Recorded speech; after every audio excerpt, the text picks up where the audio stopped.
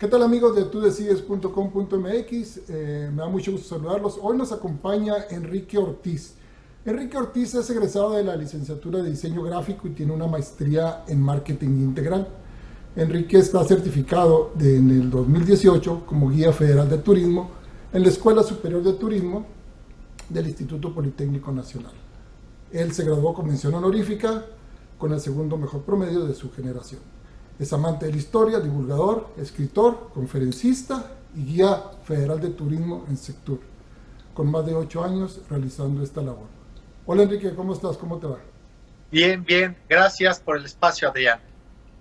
Excelente. Enrique, cuéntanos, antes de iniciar con el tema que nos ocupa el día de hoy, cuéntame, ¿cómo te involucraste tú con esto de la historia, habiendo estudiado diseño gráfico y una maestría en marketing?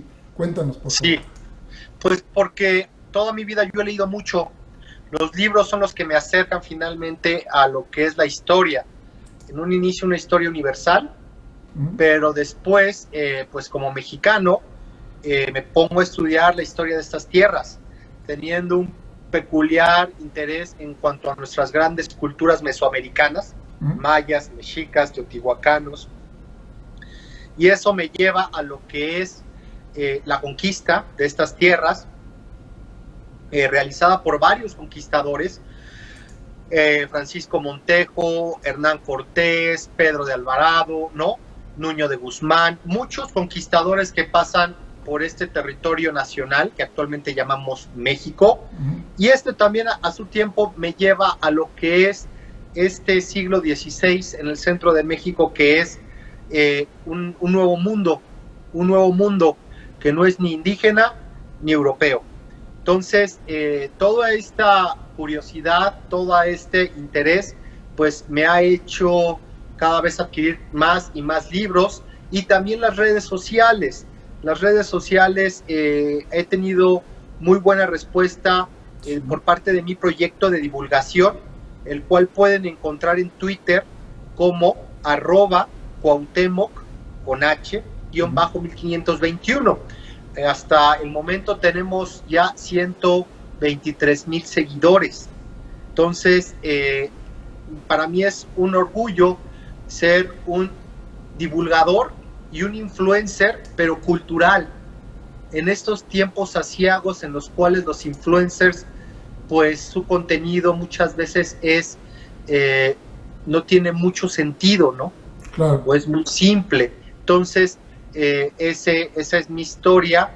De forma corta, me dedico a dar conferencias, a recorridos o visitas itinerantes, conferencias itinerantes, especializadas en la historia y la cultura de México, y también por ahí se estará publicando mi primera novela en este año. Excelente, excelente. Muy bien, Enrique. Bueno, pues el tema que nos ocupa el día de hoy, Enrique, como lo platicamos, son los 500 años de la conquista de México. Cuéntanos en qué año fue, para refrescar un poco, y cómo sucedió este primer acercamiento que se dio en aquel tiempo. Pues la conquista de México, mal llamada de esa forma, no, porque México es un país inmenso, pero podríamos definirla como la conquista de Tenochtitlan o la conquista de México-Tenochtitlan, que era el nombre de aquella capital de los mexicas. Pues, este proceso histórico, esta pues aventura, ¿verdad?, para Hernán Cortés y sus hombres que vienen de Cuba, inicia en 1519.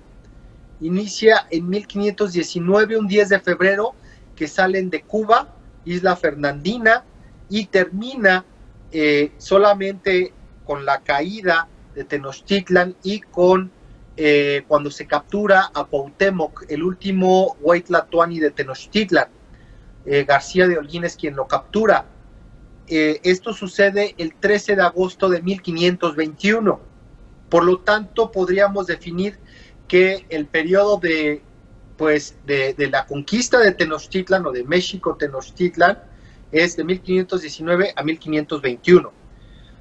También algo relevante pues es comentar la fecha del 8 de noviembre de 1519, porque es en el momento en que por primera vez se encuentran, se ven las caras, Moctezuma II, el gobernante de los mexicas o aztecas, y Hernán Cortés, el líder de los diferentes grupos de conquistadores que formaban esta fuerza expedicionaria, que en realidad era más eso, un grupo de aventureros, un grupo pues sí, de aventureros más que un ejército, ¿verdad? Sí. Eso es importante comentarlo.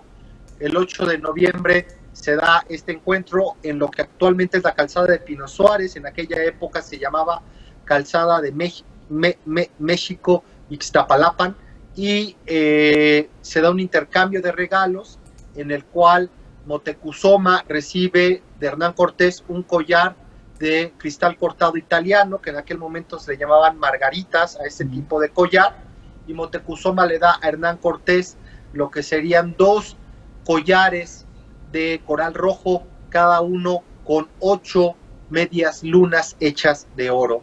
Fue un momento importantísimo para la historia de la humanidad, en el cual se encontraban 2 imperios, uno de cada lado del mundo, reconocían su existencia, y una lucha de voluntades en la cual Hernán Cortés prevalece, porque recordemos que Moctezuma nunca quiso que fuera Tenochtitlan, y el conquistador prevalece en su intención, y finalmente pues llega a lo que sería la capital de los mexicas. Muy bien, excelente.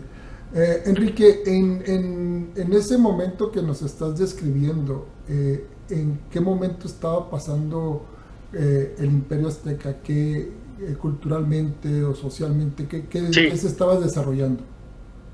Bueno, el Imperio Mexica, también conocido como Imperio Azteca, sí, en realidad era le podríamos llamar la Triple Alianza, que estaba compuesta por 3 ciudades. A la cabeza estaba Tenochtitlan, después estaba Tlacopan, actualmente Tacuba, y finalmente Texcoco.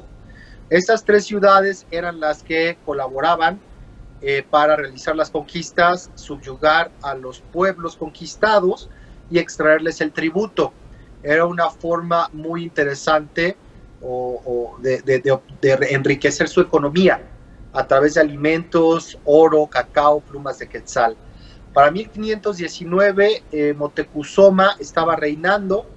Podríamos decir que el Imperio Mexica o la Triple Alianza, dentro de esta estructura, el poder se concentra cada vez más en este Huitlatuani, en este gobernante, como nunca había sucedido en la historia de los mexicas. Este personaje empieza a tomar tintes muy despóticos, ¿no? Empieza a ser un gobernante completamente absolutista. También podemos definir que en este momento es cuando Moctezuma empieza a consolidar las grandes conquistas que su antecesor, el padre de Cuauhtémoc, realizó, que fue Ahuizotl. Ahuizotl expandió el imperio muchísimo, más de un 30% de su tamaño cuando él recibe el poder. Y Moctezuma en lo que se encarga finalmente es de consolidar estas conquistas, de sofocar muchas rebeliones en la zona de Oaxaca, y también de subyugar y ya tratar de finalmente derrotar a lo que serían los tlaxcaltecas. Recordemos que los tlaxcaltecas fueron unos grandes enemigos de los mexicas, y que por muchos años, decenas de años, se realizaban las famosas guerras rituales, las guerras floridas. Pero al parecer en este momento Moctezuma ya está decidido, ya está definiendo la estrategia para conquistar para siempre lo que son las 4 cabeceras de Tlaxcala, ¿no? Entonces se agudizan estos conflictos, que en un momento son rituales, con una guerra que podríamos empezar a calificar de total entre la Triple Alianza y los tlaxcaltecas. Eso es lo que está sucediendo en estas tierras, en el centro de México, cuando Hernán Cortés llega a lo que serían los arenales de Chalchihuecan, que son estas playas que están enfrente de la isla de Sacrificios, ahí al lado de lo que es actualmente el puerto de Veracruz. Muy bien, muy bien. Ahora, todo esto que nos narras, hay muchas, ¿cómo te quiero decir? Cuestiones que nos han dicho en la escuela o que hemos leído en libros. Y hay una que te voy a preguntar, que es, ¿qué tan cierto es que los guerreros mexicas o aztecas le temían a los caballos? No sé, ¿qué nos puedes mencionar al respecto? Sí, aquí no había caballos, en América no había caballos, ya se habían extinguido. Es la primera vez que los mesoamericanos ven a un caballo. En un inicio, ¿no? Por ahí tenemos referencias que Moctezuma, en sus sueños, ¿no? En estos presagios funestos que él vive, alrededor de 10 años antes de la llegada de Hernán Cortés, pues él veía a hombres montando venados, ¿no? Eso es lo que él veía y eso es como lo describen los indígenas en su momento, hombres montando venados, haciendo una alusión pues a un animal parecido al caballo, ¿verdad? Nada más que con otras características. En un inicio, cuando llegan a lo que son estos arenales, en donde actualmente está el puerto de Veracruz, pues los primeros embajadores mexicas, los calpixque, ya están esperándolos. Entonces, claramente se dan cuenta que no son un solo organismo, sino que los seres humanos están montando estos animales y que se pueden dividir y que no están juntos, ¿verdad? Que no se desarrollaron juntos o que eran un solo animal. Se dan cuenta de esto muy rápido. Evidentemente sí les causa nerviosismo a los indígenas a ver semejantes animales, porque pues eran animales de buen tamaño, eran caballos grandes, ¿verdad? Como aquellos que se usaban en Europa durante las guerras. No eran caballos pequeños, eran caballos que habían traído desde Europa y que se habían reproducido, multiplicado en lo que era Cuba, Santo Domingo, ¿no? Estas islas del Caribe. Y sí, le tenían un temor, un respeto, les daba nerviosismo enfrentarse a estos animales. Más, pues, imaginemos una carga, ¿verdad?, de un jinete con una espada o con una lanza, con uno de estos animales, pues creo que esto finalmente aterraría a cualquier ser humano. Sales corriendo, ¿no? Sí, claro. ¿Qué impresión crees tú que tendrían los españoles al ver Tenochtitlan por primera vez? Algo muy diferente a lo que ellos tenían en su... Le llaman que parece de los cuentos de Amadís de Gaula, que parece una ciudad de encanto, ¿no? Haciendo alusión a estos escritos medievales en donde se mezcla la realidad y la fantasía, ¿no? Como estas crónicas del rey Arturo, ¿no? Todas estas novelas caballerescas en las cuales hay dragones y doncellas, ciudades encantadas y hermosas, resplandecientes. Hacen referencia que parece que están en sueños cuando entran a Tenochtitlan, porque no pueden creer que de este lado, ¿no? Donde pues no hay un desarrollo, ¿no? De acuerdo a sus ideas, no hay una cultura, ¿no? Una alta civilización, pues se encuentren con ciudades de este calibre. Tenochtitlan, la Venecia de América, imaginemos esta ciudad en una cuenca donde hay lagos de agua dulce y de agua salada, donde hay montañas y volcanes con nieve perpetua, hielos perpetuos, y al centro de estos lagos, pues una ciudad que flota, ¿verdad?, por llamarlo de alguna forma, en medio de un lago con montañas hechas por el hombre, como el Templo Mayor, que tenía una altura de 45 metros de alto, y que seguramente no era blanca, sino que estaba pintada, posiblemente tuvo murales en los cuales predominaban el color rojo, jardines flotantes que serían las famosas chinampas, que daban más de 2 cosechas al año, lo que permitía el desarrollo poblacional del valle, pues que superara a ciudades como Sevilla. que para 1519 tenía 50,000 habitantes, ¿no? Mientras que Tenochtitlan se estima en la actualidad, nuevos estudios estiman que tenía alrededor de 70,000 habitantes, ¿no? Ya quedó atrás esta cifra de los 150,000 habitantes, ya quedó atrás, mucho más atrás esta cifra de los 300,000 o 250,000 habitantes. Es imposible que tanta gente viviera en una isla. Entonces, estamos hablando de una ciudad que tenía una población superior a Sevilla, a Francia o a Londres, ¿no? Del siglo XVI en Europa, y que tenía pues ciertas características únicas como la limpieza, lo cual que en Europa, pues como tú bien sabes, pues eran calles muy sucias, ¿no? Eran calles muy sucias. Aquí todo, pues bueno, había cierta organización para que la gente no tirara sus desechos en las lagunas, ¿no?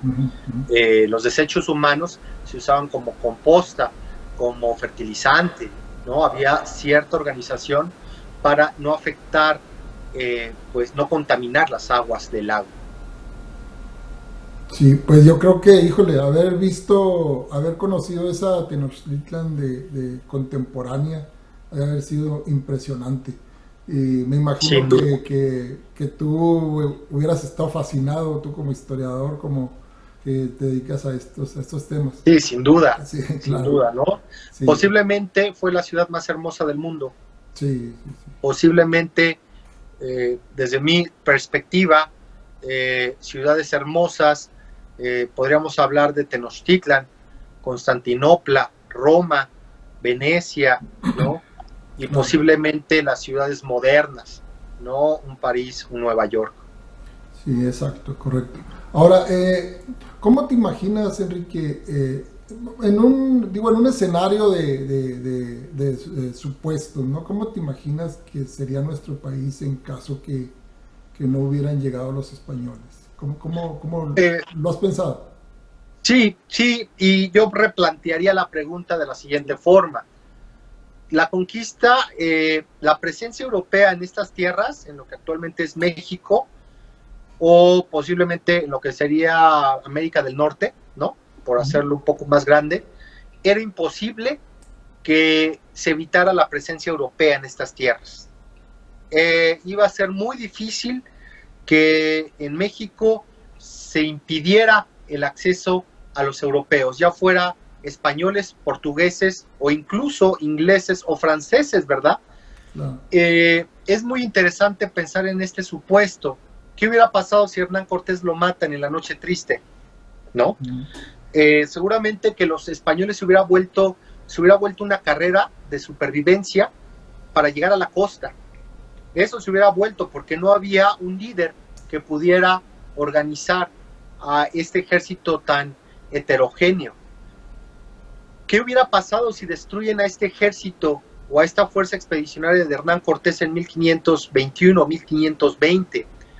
Cuba ya estaba vacía de hombres, ¿no? En menos de 2 años habían salido pues más de 1,700 hombres nada más de la isla de Cuba, que era el bastión más importante español. Y esto tomó pues varios años, por lo menos 10 años en que esa población la obtuviera Isla Fernandina o Cuba. Por lo tanto, hubiera tomado pues cierta cantidad de tiempo, de años, en que se hubiera podido organizar una expedición, posiblemente desde España, la cual en ese momento estaba involucrada con guerras, ¿no? Guerras por toda Europa, guerras en Italia, guerras en los Países Bajos, guerras en contra de Martín Lutero, ¿no? Y de todo este movimiento protestante. Entonces, era muy complicado para el siglo XVI, inicios del siglo XVI, que España hubiera podido organizar una fuerza, el gobierno, de 800,000 hombres, 20 navíos, 15 navíos, que atravesaran todo el ejército y llegaran en buenas condiciones a estas tierras para emprender la conquista de un imperio, pues, de fuerza considerable.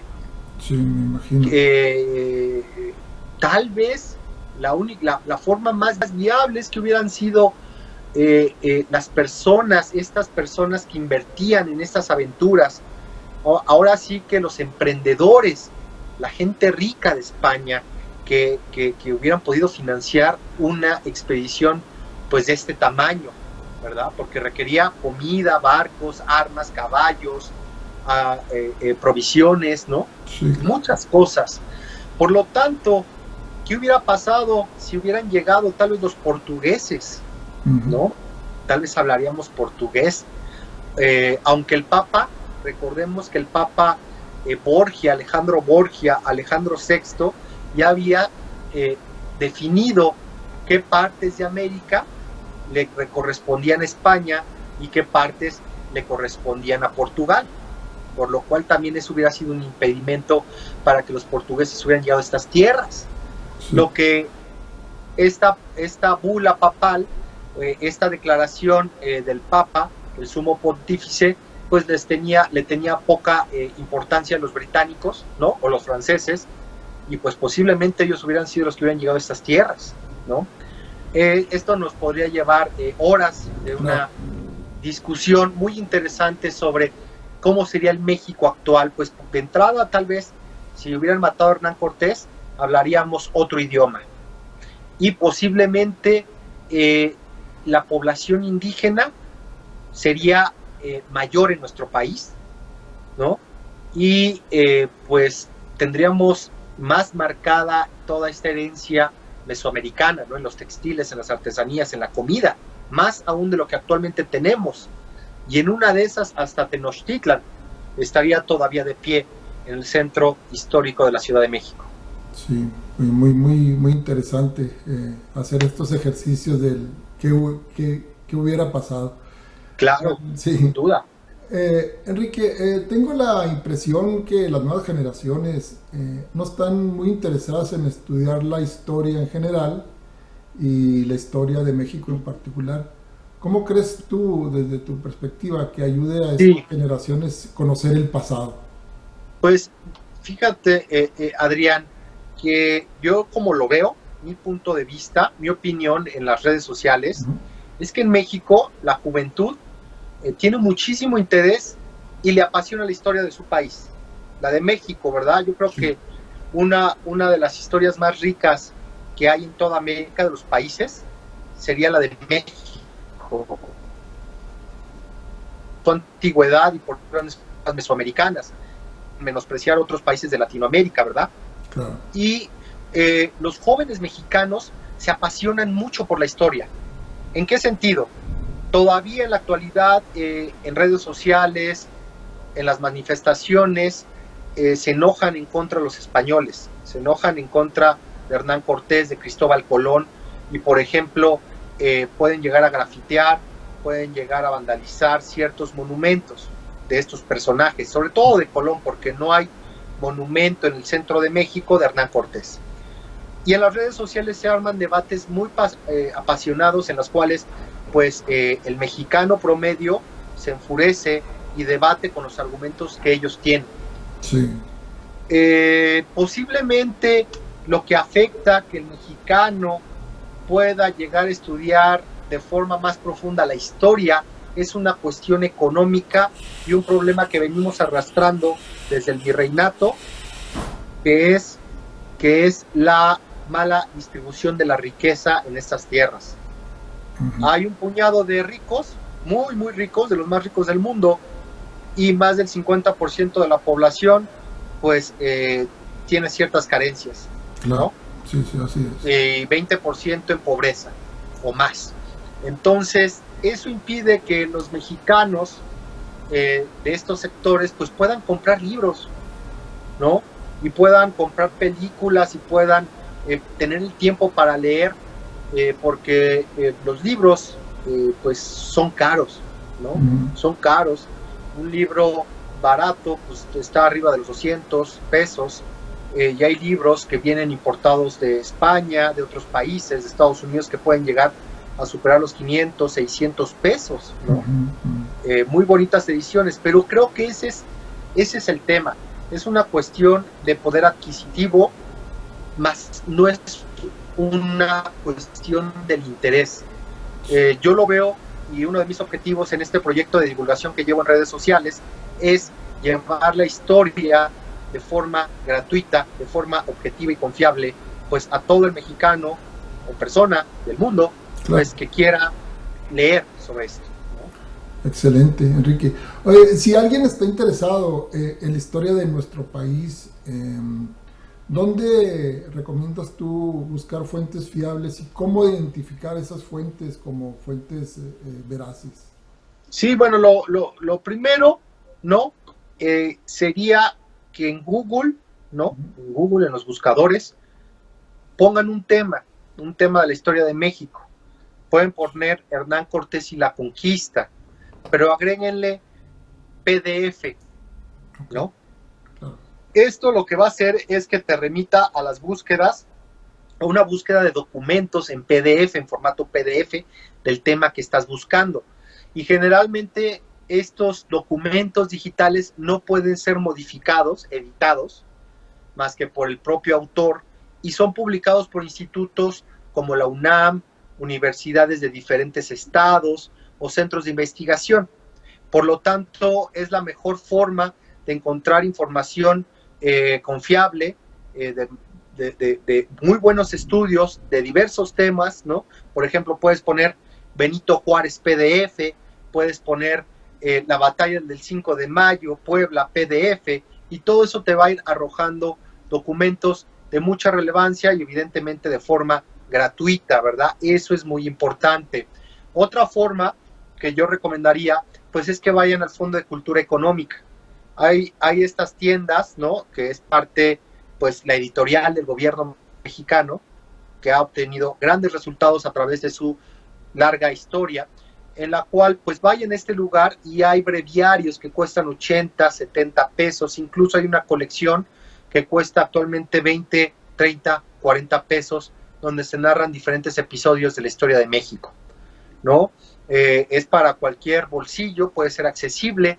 ¿Qué otra cosa? Bueno, evidentemente en algunas personas de redes sociales también están manejando información de forma muy profesional, objetiva y veraz. Lo importante pues es estar vigilando, ¿no? Investigando lo que se dice en redes, pues para confirmar que la información es de buena fuente. Muy bien, Enrique. Pues no sé si tengas algo adicional que agregar a esta charla. Sí, me gustaría nada más agregar que este 30 de junio del 2020 vamos a cumplir los 500 años de la Noche Triste, la peor derrota que sufrieron los españoles durante la conquista de las Américas. Y ojo, no digo de México, sino del continente americano, en la cual perdieron cerca de 800 hombres, una terrible derrota. Muchas personas me dicen, ¿por qué no le llamas Noche de la Victoria tú que eres mexicano? Porque yo les digo, porque yo soy mexicano y yo tengo dos raíces. Yo tengo la raíz indígena y también tengo las raíces europea, no nada más española, porque vinieron italianos, vascos, griegos, alemanes, vinieron de muchos lugares de Europa. Y como generalmente se piensa, pues los hijos de los españoles, de los conquistadores que llegan en esa primera expedición de Hernán Cortés, la gran mayoría no regresaron a España, ¿no? La gran mayoría se quedaron en las grandes ciudades, pues, de México, ¿no? Guadalajara, Oaxaca, Morelia, Ciudad de México, Puebla, ¿no?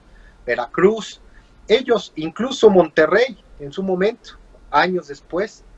Entonces, los hijos, nietos, tataranietos de estos conquistadores, hombres de grandes aventuras, de grandes hazañas, ¿no? Que podrían equipararse a la Odisea o a la Ilíada, ¿no? Por lo que ellos se enfrentaron, algo completamente desconocido, pues fueron nuestros ancestros, ¿no? De los mestizos americanos, de todo lo que es la comunidad latinoamericana. Y pues bueno, podemos estar orgullosos de ambas raíces. Por esa razón, no es la noche, no se trata de esas banalidades de cambiarle nombres de Noche Triste, Noche de la Victoria. La importancia radica en el hecho histórico y en el resultado siglos después, la conformación de nuestros países latinoamericanos. Excelente. Enrique, ¿dónde te pueden seguir? De todas formas, en el video en la parte de abajo vamos a poner todos tus datos, pero si nos quieres platicar dónde te pueden seguir en tus redes sociales, que nos puedes decir. Claro, en Instagram y en Twitter estoy como @Cuauhtémoc con C mayúscula y H, Cuauhtémoc-1521, que es la fecha de la caída de Tenochtitlan, el año.